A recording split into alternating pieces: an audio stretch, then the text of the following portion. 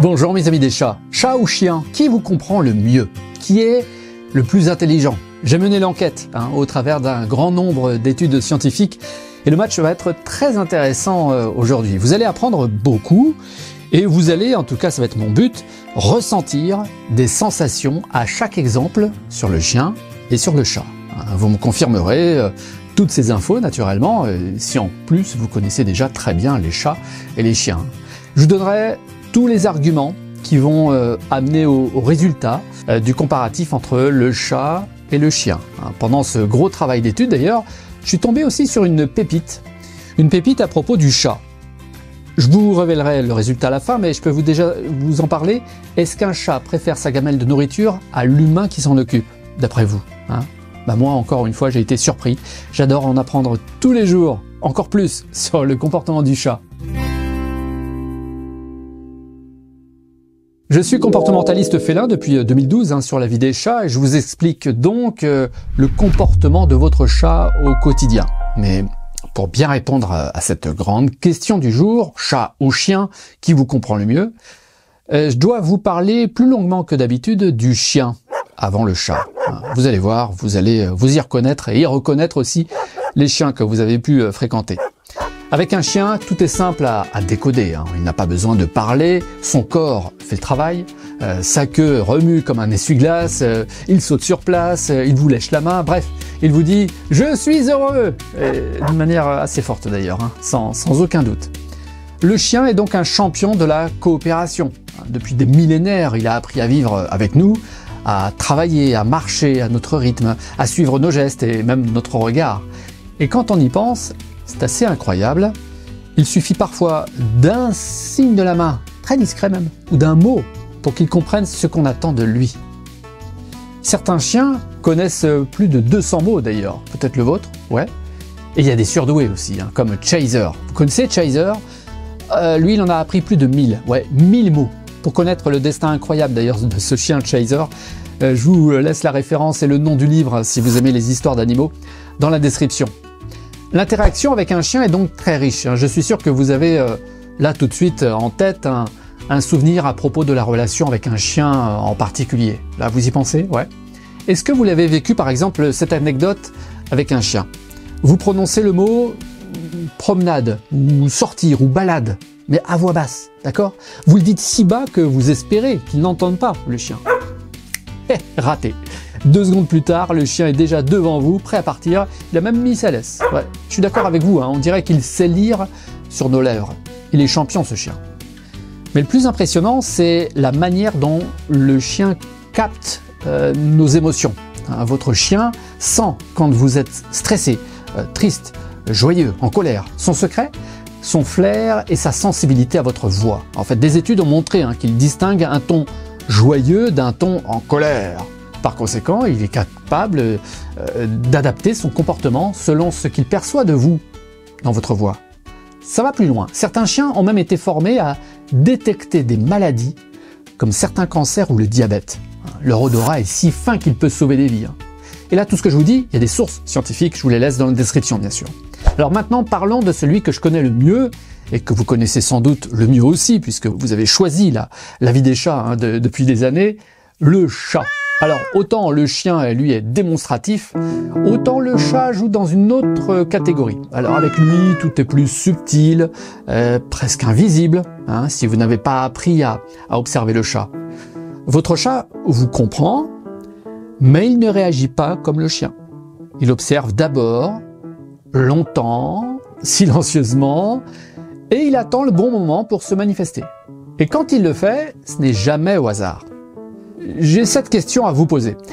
Pourquoi votre chat ne vient pas à vous systématiquement à chaque fois que vous l'appelez par son nom? Oui, comme le chien. Parce qu'il n'entend pas bien? Parce qu'il est sourd quand vous l'appelez par son nom?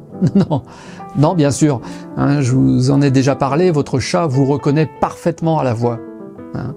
L'étude d'ailleurs d'Atsuto Saito l'a confirmé, je vous laisse la source bien sûr dans la description. Contrairement au chien, votre chat ne se précipite pas forcément à chaque fois que vous l'appelez.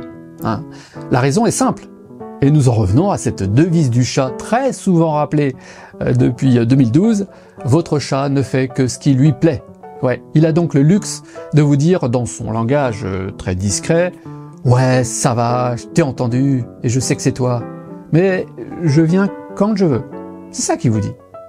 Autre scène que vous avez sûrement vécue, vous ouvrez votre livre ou vous ouvrez votre ordinateur et là, qui surgit pour s'installer pile sur votre clavier ou votre livre? Votre chat qui joue au prince. Croyez-moi, ce n'est pas une coïncidence, hein. C'est sa manière de vous dire en fait, je t'ai observé, je sais ce que tu vas faire, je sais ce qui compte pour toi, mais maintenant, là, tout de suite, c'est moi qui compte. Je me place sous tes mains pour que tu t'occupes seulement de moi. La terre peut bien continuer à tourner tant que tu t'occupes de mon bon plaisir. Voilà. C'est pour ça qu'il se met là sur vos mains quand vous êtes sur l'ordi ou sur un bouquin. Et ses oreilles, tiens, parlons-en. Votre chat entend très bien hein, des sons que vous ne pouvez pas percevoir avec vos oreilles d'humain. Ça, vous le savez déjà. Hein. Chacune de ses oreilles, d'ailleurs, possède 32 muscles qui lui permettent de pivoter comme 2 radars. Vous savez le faire, vous, les oreilles du chat, comme ça? Ouais, avec vos oreilles, faites comme le chat. Là, tournez-les. Pas facile, hein. Voilà pourquoi il comprend, en fait, quand vous commencez à ouvrir la boîte de croquettes ou la boîte de sardines, quelque part, chez vous. Peut-être même loin. Hein. Et il sait exactement où vous vous trouvez avec cette boîte, justement, que vous êtes en train d'ouvrir, là. Je peux vous donner cet exercice amusant, d'ailleurs, comme on aime le faire dans tous les modules de la grande formation de parents de chat. Hein. Exercice pratique, on y va? Alors, essayez de lui offrir en friandise un bout de sardine, par exemple. Hein. Seulement une fois par semaine, hein, faut pas abuser. Vous verrez que votre chat va apprendre très vite le son des boîtes de sardines. Voilà, faites cet exercice dans 2-3 semaines, ça va être génial. Autre subtilité du chat pour son langage affectif, quand le chien vous saute dessus, là, pour vous dire « Ouais, je suis là, je suis là », le chat, lui, vous offre discrètement un clignement lent des yeux. Vous savez hein? Oui, il y a des années, je vous avais appris sur la vie des chats à dire « Je t'aime, mon chat » par ce simple mouvement des paupières. Voilà, tout doucement. Ou encore sa queue qui se dresse en point d'exclamation ou en point d'interrogation quand il vous rejoint. C'est un signal clair de bonheur, là, de votre chat. Et vous avez remarqué que votre chat ronronne différemment, en fonction de ce qu'il veut aussi. Ouais, il veut attirer votre attention de cette manière. Il va jouer sur une note plus aiguë parfois, un peu comme un miaulement déguisé. Hein? Impossible en fait à ignorer pour notre oreille humaine. Non, tant que vous ne lui avez pas montré votre intérêt et votre attention, il va continuer et encore continuer à moduler ses notes dans le ronronnement. Il ne va pas arrêter en fait. Le chat est parfois perçu, c'est vrai, comme distant. Hein, je l'entends régulièrement et je le comprends. En réalité, un chat est juste précis et demande d'apprendre son langage. Chaque geste de votre chat a un sens. Chaque regard est un message. Et c'est à vous, donc, d'apprendre à le décoder. Comparer un chat à un chien, c'est comme comparer, lors d'un concert de musique, un pianiste à un batteur. Hein, ils font tous les deux de la musique, très bien, mais avec des instruments totalement différents. Le chien, lui, s'exprime fort, net, démonstratif. Ouais, c'est le batteur. Le chat, lui, joue dans la finesse, les silences, les micro-gestes. C'est le pianiste. Avec le chien, en tout cas, vous avez des signaux clairs. Hein. Il remue la queue, il aboie, il vous regarde avec insistance. Il vient vous pousser la main du museau s'il le faut. Bon, vous ne pouvez pas vous tromper. Avec le chat, c'est tout l'inverse. Les signaux sont parfois donc minuscules, un clignement lent des yeux, une oreille uniquement qui bouge là, toute seule, orientée vers vous, une queue en point d'exclamation ou en point d'interrogation quand il s'approche. Et si vous n'y prêtez pas attention, eh bien vous pouvez passer à côté de ce langage amoureux. Et si vous ne les voyez pas, eh bien vous pouvez croire que le chat est distant, sans empathie. Alors côté apprentissage, le chien, lui, est excellent en coopération. Il adore travailler avec vous, en fait, apprendre des ordres, apprendre des mots, répéter des routines. Le chat, lui, se concentre sur l'efficacité. Comment atteindre son objectif avec le minimum d'effort pour son propre bénéfice. Ouais, c'est la stratégie du chat, ça. Hein.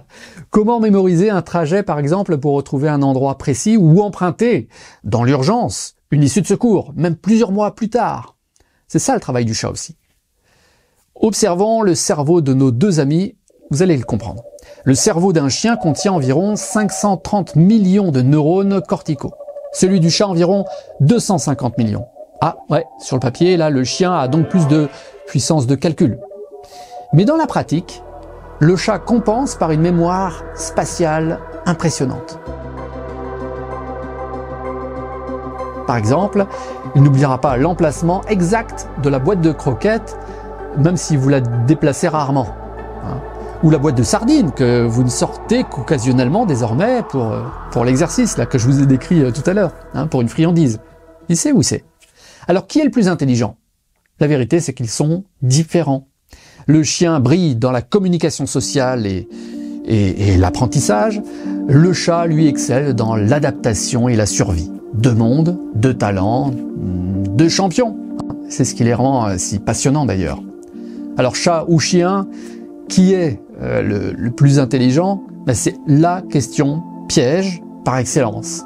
Qui est le plus intelligent? Le chat ou le chien? Vous allez voir qu'en réalité, tout dépend de la manière dont on définit l'intelligence. Alors, verdict? Impossible. Impossible de trancher personnellement, honnêtement. Je les aime, moi, tous les deux, pour leurs différences. Deux intelligences, deux styles. Et c'est tant mieux, parce que ça nous permet comme ça de profiter de deux manières très différentes d'être compris par nos compagnons. Bon, je vous laisse juge, maintenant, dites-nous là, en commentaire, votre préférence et citez au moins, oui s'il vous plaît, argumentez, citez 3 raisons que vous aurez peut-être identifiées par tout ce que je viens de vous dire. Quels arguments allez-vous choisir? Avant que je nous révèle la pépite sur le chat et sa gamelle, vous avez donc compris qu'il n'y a pas de vainqueur tant qu'ils sont différents. Chat ou chien ne jouent pas dans la même cour. Chacun a ses talents. Et au fond, la vraie question est peut-être ailleurs. Qu'est-ce que votre relation avec votre animal dit de vous? Écoutez bien, parce que vous allez en apprendre maintenant sur vous, par votre chat ou votre chien. Laissez-moi vous expliquer rapidement avant de vous donner le résultat sur votre personnalité. Si vous êtes plutôt d'une sensibilité chien, une team chien donc, eh bien vous aimez sans doute les signaux clairs. Le chien vous donne du retour immédiat, de la joie quand vous rentrez, des câlins en permanence quand vous le décidez, des jeux quand ça vous fait plaisir, des rituels à votre rythme, selon vous. Vous vibrez dans cette communication directe, très démonstrative, oui, je vous l'avoue aussi parfois un peu débordante, mais toujours très sincère de la part de votre chien.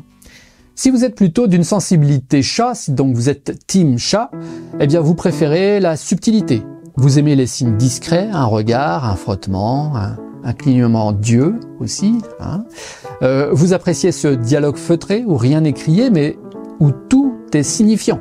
Le chat vous invite à ralentir, à observer, à respecter son tempo. Et si vous avez les deux à la maison, alors là, bravo, vous êtes bilingue, vous parlez le langage clair et démonstratif du chien et celui tout en nuances du chat. Vous vivez une relation encore plus riche d'ailleurs, où vous alternez entre l'énergie de l'un et la finesse et la subtilité de l'autre. Des études ont montré en fait que les propriétaires de chats sont en moyenne plus introvertis, mais aussi plus créatifs. Tandis que les maîtres de chiens se décrivent plus extravertis et sociables. Voilà, je vous laisse naturellement découvrir en détail les études pour vous aider à nous dire ensuite en commentaire comment vous vous situez. Je vous laisse les références de ces études en description. Et il n'y a pas de profil meilleur qu'un autre, bien sûr, pas de jugement. Non, chacun trouve dans son animal une façon d'être compris, d'être reconnu et aimé. Et c'est ça qui compte. Alors voici la surprise, mes amis des chats et des chiens, la pépite sur laquelle je suis tombé durant mon travail sur toutes ces études scientifiques. Que vous connaissiez très bien les chats ou très peu, ça ne vous surprend pas si on dit que le chat n'aime que sa gamelle, sans s'intéresser à l'humain qu'il sert. Il préfère sa nourriture à l'humain qui s'en occupe. Vous pouvez croire qu'un chat se fiche de qui s'occupe de lui et qu'il attend seulement qu'on lui donne de la nourriture, qu'on lui donne sa gamelle. Ce serait en fait un gros égoïste? Eh bien non, c'est faux. Une étude menée en 2017 par Christine Vital-Schreev et Monique Hudel a montré que la majorité des chats préfèrent l'interaction humaine à la nourriture. Oui, vous avez bien entendu, votre chat vous choisit vous d'abord avant sa gamelle. Et la science l'affirme. Là encore, la référence en description. Votre chat n'est pas seulement un opportuniste intéressé par sa pâtée uniquement, il est aussi un animal social, attaché à vous. Il privilégie donc le lien avec son humain. Oui, votre chat a besoin de vous, je vous le dis, pour la sécurité, pour l'amour que vous lui apportez. D'un côté, le chien vous dit « je t'aime » 20 fois par jour, même beaucoup plus. De l'autre côté, le chat vous le dit une seule fois, mais cette fois-là, il a peut-être choisi de venir vers vous plutôt que d'aller à sa gamelle. Et c'est ça la vraie pépite que je voulais partager avec vous aujourd'hui. Chouette de le savoir. Alors, qu'est-ce que vous avez appris sur vous-même après cette étude chat ou chien, hein? Est-ce que vous êtes d'ailleurs vous-même plutôt team chat, team chien, team des deux, peut-être en même temps? Allez, je lis tous vos commentaires, naturellement, vous allez aimer aussi les lire.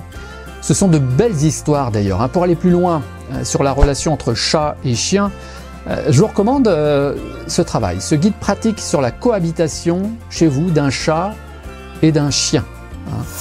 C'est vrai que dans ce domaine très spécifique, très peu abordé d'ailleurs en littérature animale, j'avais fait appel à Laetitia, comportementaliste canin, il y a quelques années, pour écrire cette méthode ensemble. Il s'agit donc du guide pratique de l'entente entre chat et chien, accessible directement sur le lien que je vous laisse en description si vous voulez en savoir plus bien sûr.